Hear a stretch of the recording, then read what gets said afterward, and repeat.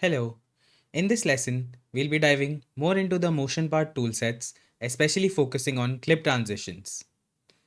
We'll be learning how to transition our agents from one clip to a second clip, as well as layering clips where different parts of the characters have different clips applied to them.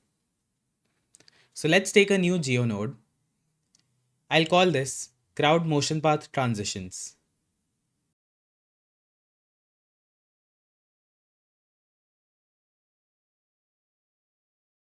Now, for this lesson, I have imported a few more clips from Mixamo for our test agent.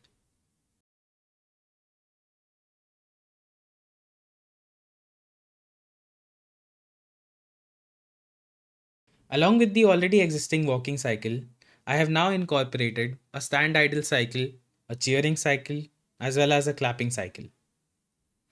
And we'll see how we can blend these cycles together to make our characters perform different actions during different states of their movements.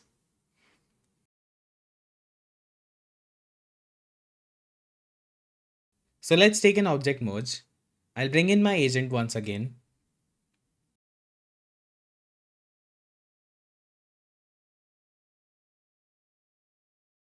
And let's take a crowdsource node again. This time, I'll keep the number of agents to be 25. And I'll reduce the relax radius so that they're spread more organically.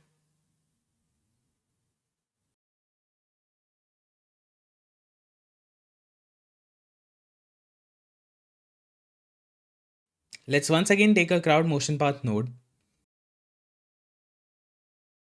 and assign the same walking clip to them. I'll randomize the clip offset as well as the clip speed.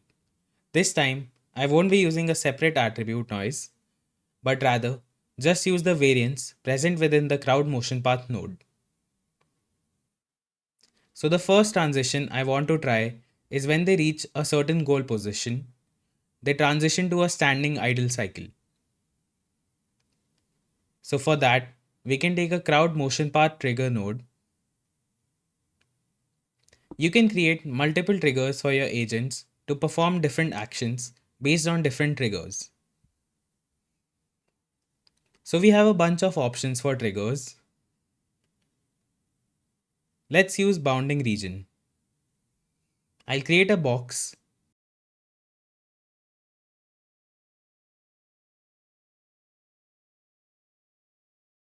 I'll increase the size so that it covers all of our motion paths.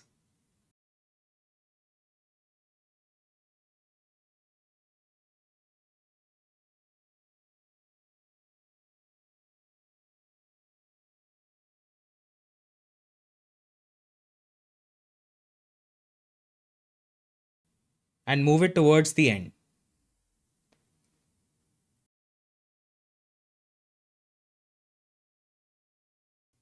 I'll connect this to my crowd motion path trigger node. In the bounding type, I'll set it to a bounding object, which will take our object from the third input.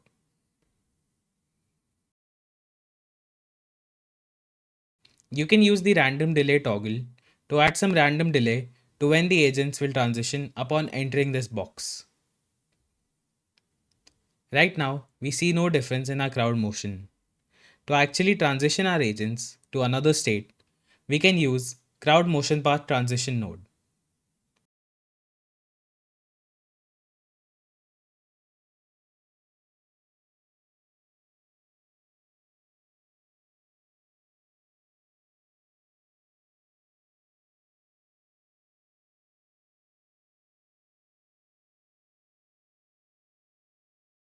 Let's call our trigger to idle, and in our trigger group, we can connect it. We'll select our standing idle cycle, and if we play it, we can see that our characters are coming to a stop when they reach the box.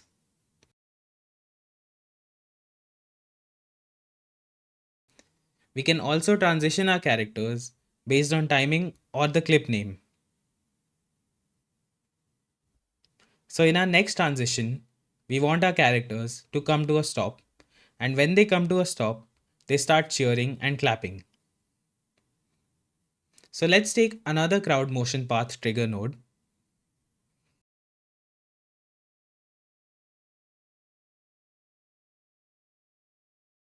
Connect our motion paths and agents. I'll call this clip trigger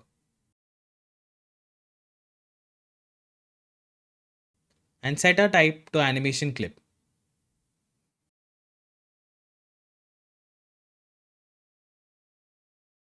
Select standing idle.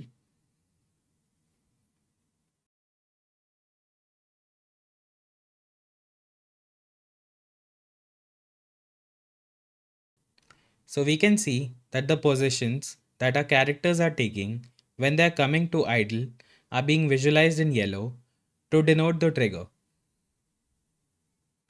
So let's take another motion path transition node and connect it to our trigger. In the trigger group, we can select clip trigger, and instead of using a single clip, I'll randomize the clips and use both cheering and clapping.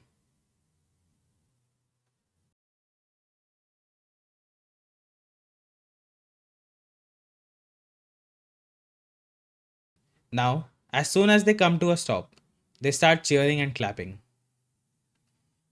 In this course, we won't be using a clip transition graph, so I'll just turn this off. I'll increase my blend frames to 10 and randomize the clip offsets. I'll also randomize the clip speed and use a variation of 20% and a clip speed of 0.9. So let's play it once again. Now, our transition feels more organic, and each character has a different offset.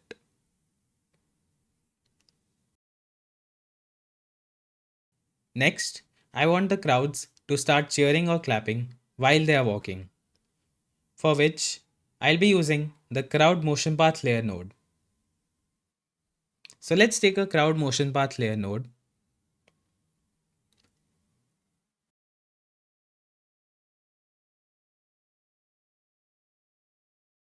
Again, we need a trigger to enable our layering.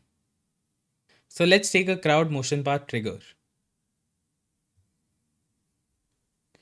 Once again, I'll use the bounding region trigger to trigger our layers.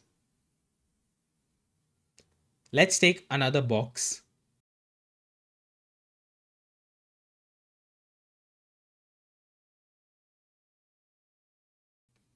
I'll set this to bounding object. This time, instead of the comparison being inside, I want my characters to exit the box and then transition to the crowd motion path layer, which I can do using the outside comparison. So now I can bring the box at the beginning of our simulation. This way, as soon as they exit this box, they will start cheering and clapping.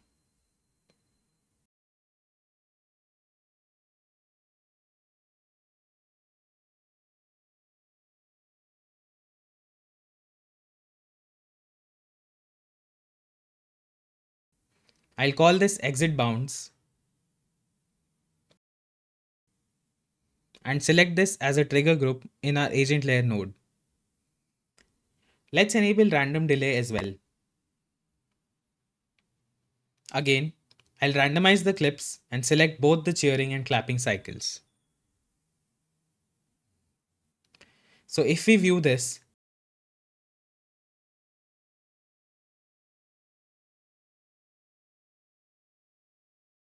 we can see that they are starting to cheer and clap.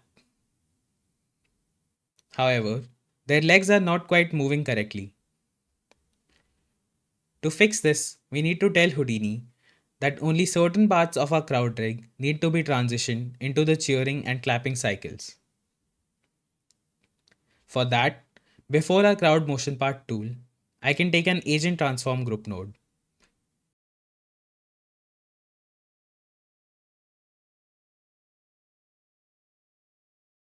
I'll call this group upper body.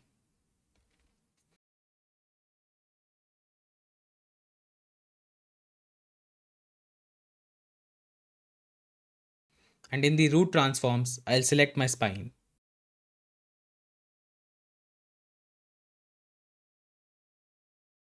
Once you have selected your joint, all the children inside the spine joint, which is the entire upper body, will be grouped into a transform group called upper body. Now we can come back to our layer node, and in the transform group parameter, I'll select upper body. And if we play it once more, you can see that only the upper body is getting transitioned into our cheering and clapping clips.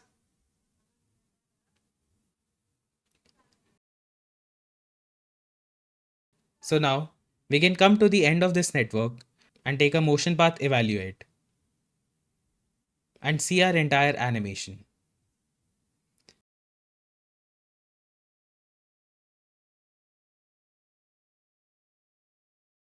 So we have our characters walking in, starting to celebrate while walking, stopping, and celebrating once again.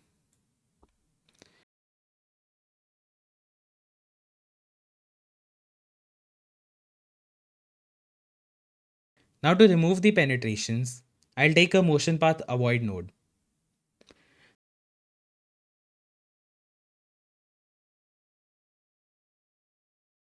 I'll set the max turn rate to 30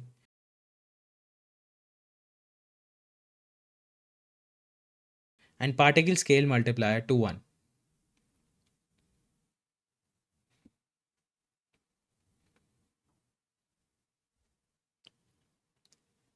Now, we'll be taking the final crowd motion path tool up until Houdini 20.5, which is crowd motion path retime. Suppose you want an agent to be slowed down, we can take a start frame and end frame and set the end frame to our last frame.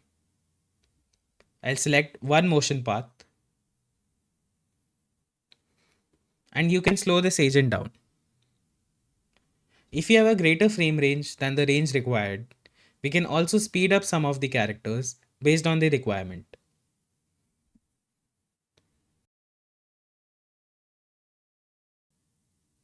We can see that there's some penetration.